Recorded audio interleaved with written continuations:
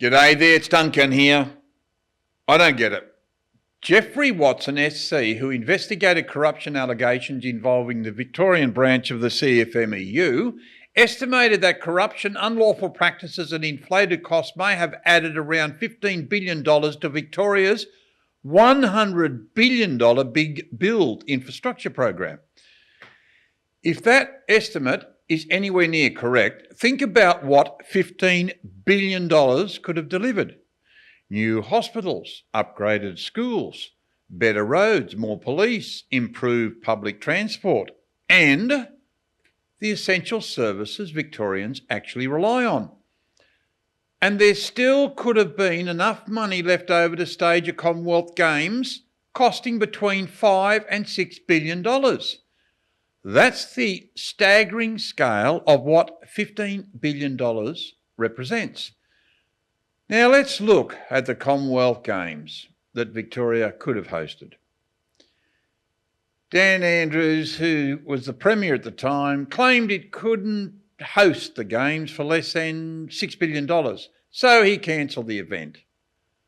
And taxpayers were left with $589 million in sunk costs and legal compensation. And that includes about $194 million paid to Glasgow organisers. Now here's the great bit. Glasgow is budgeted to stage the Games for around £150 million, about with no direct contribution from UK or Scottish taxpayers toward delivering the event. And I know the Scots are tight with their money, but still, how could the numbers be so dramatically different? Wow. Now, straight out of Communist China's playbook, we have Comrade Albo's $67 million news media assistance program supporting around 2,000 journalists right across approximately, say, 180 newsrooms, including Channel 7, 9 and Crikey.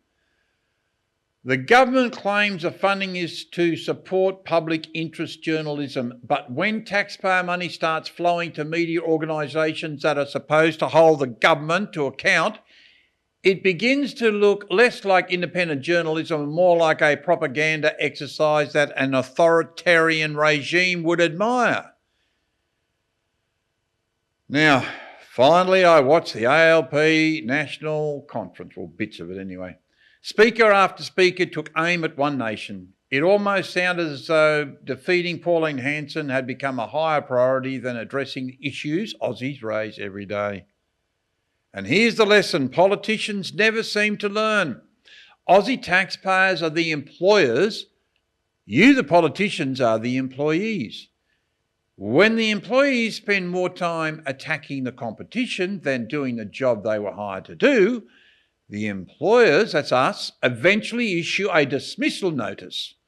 And that's called Election Day.